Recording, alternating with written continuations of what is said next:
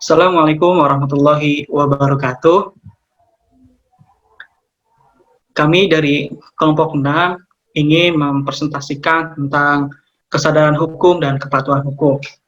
Dan adapun anggota dari kelompok 6 terdiri dari Muhammad Rizik Faisal, Wirdan Muhammad, Gilang Permana, Iskandar Putra Pradana, Giva Givari, Muhammad Henry Permana.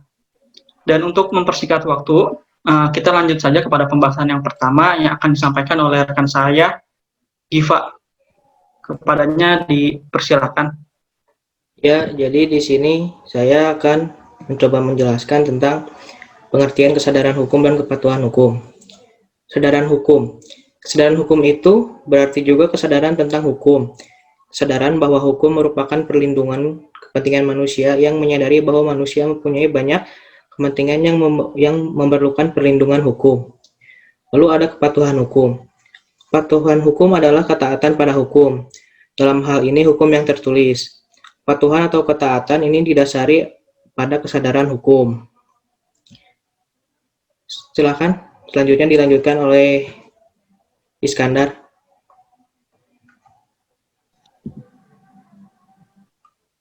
Baik, terima kasih. Selanjutnya saya akan menjelaskan tentang teori kepatuhan hukum dan kesadaran hukum. Yang pertama, teori kepatuhan hukum. Mengutip dari Kelman dan Pospiel dalam buku Menguak Teori Hukum, karya Profesor Ahmad Ali, ketaatan atau kepatuhan hukum dapat dibedakan dalam 3 jenis, yaitu yang pertama, compliance, yang dimana bentuk kepatuhan hukum masyarakat disebabkan karena adanya sanksi bagi pelanggar aturan tersebut, sehingga tujuan kepatuhan hanya untuk terhindar dari sanksi hukum yang ada. Yang kedua, identification, bentuk kepatuhan hukum di masyarakat disebabkan karena untuk mempertahankan hubungan yang menyenangkan dengan orang atau kelompok lain, atau takut hubungan baiknya rusak jika melanggar perbuatan hukum. Yang ketiga, internalization, yang dimana bentuk kepatuhan hukum masyarakat disebabkan karena mengetahui tujuan dan fungsi dari kaidah hukum tersebut, sehingga menyebabkan masyarakat patuh terhadap peraturan-peraturan yang ada. Sedangkan dalam mematuhi hukum, manusia mematuhi hukum didasarkan pada teori-teori sebagai berikut. Pertama, teori kedaulatan Tuhan. Teori ini menganggap bahwa hukum itu adalah perintah Tuhan, maka pada hakikatnya manusia mentaati hukum berarti mentaati Tuhan. Yang kedua, teori kedaulatan hukum. Menurut teori ini, seseorang mentaati hukum karena berasal dari perasaan bahwa hukum adalah sebagian dari masyarakat. Sehingga apabila tidak mentaati hukum, ia dianggap tidak mengikuti norma-norma yang dianggap atau yang dianut oleh masyarakat itu sendiri. Yang ketiga, teori kedaulatan negara. Menurut teori ini, seseorang mentaati hukum karena ia sendiri yang menghendakinya sebagai anggota dari sebuah negara. Sementara negara mempunyai hak kekuasaan dan mempunyai kekuatan untuk menyelenggarakan hukum. Selanjutnya, teori kesadaran hukum. Teori kesadaran hukum berkaitan dengan nilai-nilai yang tumbuh dan berkembang dalam suatu masyarakat. Dengan demikian, masyarakat mentaati hukum bukan karena paksaan, melainkan karena hukum tersebut sesuai dengan nilai-nilai yang ada di dalam keadaan atau terdapat di dalam masyarakat itu sendiri. Selanjutnya akan dilanjutkan oleh rekan saya. Terima kasih.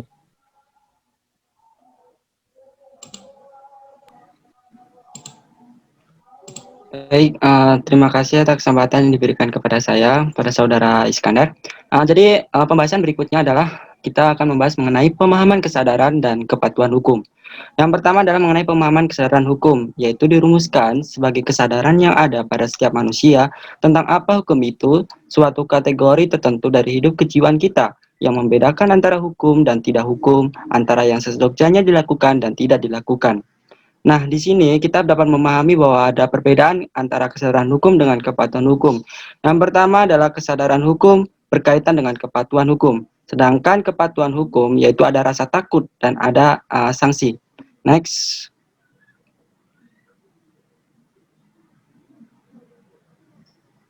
Selanjutnya, slide selanjutnya. Ya. Kemudian bahwasanya kepatuhan dalam bingkai hukum harus dilaksanakan penuh kesadaran yang berdasarkan kesadaran hukum. Nah, ada pun kaitannya pendidikan kewarganegaraan terhadap kesadaran dan hukum. Yang pertama adalah melalui PKN, diharapkan mampu menumbuhkan kesadaran kepatuhan hukum dalam diri seorang warga negara. Artinya, seperti penanaman sikap, moral, hukum yang diterapkan sejak dini, dalam hal ini juga dilaksanakan pada tingkat SD, SMP, SMA, bahkan di perguruan tinggi tidak luput juga. Yang kedua adalah sebagai pembekalan warga negara mengenai hukum.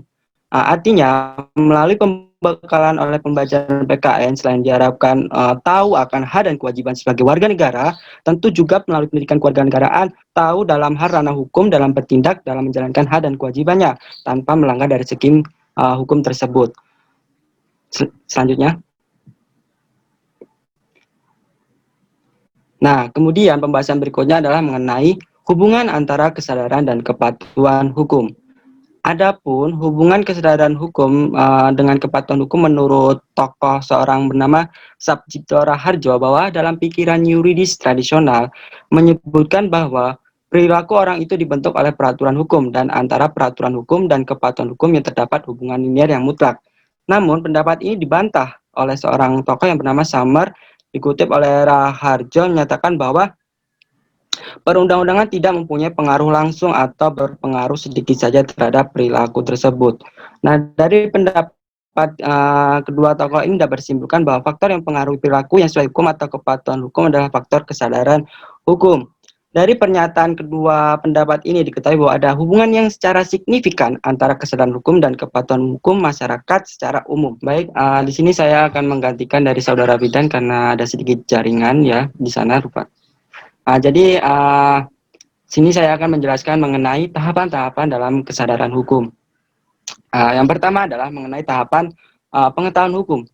Dalam hal ini merupakan pengetahuan seorang yang berkenaan dengan perilaku tertentu yang diatur oleh hukum tertulis, yakni tentang apa yang dilarang dan apa yang diperbolehkan. Yang kedua adalah mengenai tahapan pemahaman hukum. Yang di sini dimaksud adalah bahwa sejumlah informasi yang dimiliki oleh seseorang dalam mengenai isi dari aturan hukum, baik itu tertulis maupun tidak tertulis, yakni mengenai isi, tujuan, dan manfaat dari peraturan tersebut. Yang ketiga, tahap sikap hukum atau legal attitude merupakan suatu kecenderungan untuk menerima atau menolak hukum karena adanya penghargaan atau keinsafan bahwa hukum tersebut bermanfaat atau tidak bermanfaat bagi kehidupan manusia. Yang keempat adalah mengenai tahap pola perilaku hukum. Yang dimaksud di sini adalah tentang berlaku atau tidaknya suatu aturan hukum dalam masyarakat. Jika berlaku suatu aturan hukum, maka sejauh mana berlakunya dan sejauh mana masyarakat mematuhinya. Ya.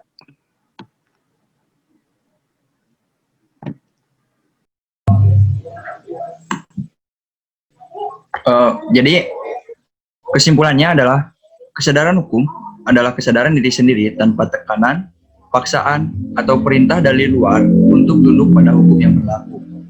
Dengan berjalannya kesadaran hukum di masyarakat, maka hukum tidak perlu menjatuhkan sanksi. Sanksi hanya dijatuhkan pada orang yang benar-benar terbukti melanggar hukum. Menurut M. Sofyan Lubis, kepatuhan hukum pada hakikatnya adalah kesetiaan seseorang atau subjek hukum terhadap hukum itu yang diwujudkan dalam bentuk perilaku yang nyata.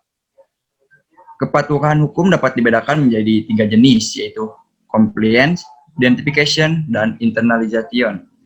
Yang pertama ada compliance, adalah bentuk kepatuhan hukum masyarakat yang disebabkan karena adanya sanksi bagi pelanggar aturan tersebut, sehingga tujuan dari kepatuhan hanya untuk terhindar dari sanksi hukum yang ada. Lalu ada identification, yaitu bentuk kepatuhan hukum di masyarakat yang disebabkan karena untuk mempertahankan hubungan yang menyenangkan dengan orang atau kelompok lain atau takut hubungan baiknya rusak dengan melanggar perbuatan hukum. Yang terakhir ada internalization, yaitu bentuk kepatuhan hukum yang masyarakatnya dikarenakan mengetahui tujuan dan fungsi hukum dari kaidah hukum tersebut, sehingga menyebabkan masyarakat patuh kepada peraturan hukum tersebut. Kesadaran hukum dan kepatuhan hukum tentunya saling berhubungan erat. Karena pada dasarnya, semakin lemah tingkat kesadaran hukum masyarakat, semakin lemah pula kepatuhan hukumnya. Sebaliknya, semakin kuat tingkat kesadaran hukumnya, maka akan semakin kuat pula faktor kepatuhannya, sehingga proses perkembangan dan efektivitas hukum dapat dirasakan langsung oleh masyarakat. Sekian, terima kasih. Baik, terima kasih kepada rekan-rekan saya yang telah menyampaikan materi dengan sangat baik. Mungkin pematerian presentasi hari ini cukup sampai di sini saja. Sekian dari kelompok 6, mohon maaf apabila masih ada kekurangan. Wassalamualaikum warahmatullahi wabarakatuh.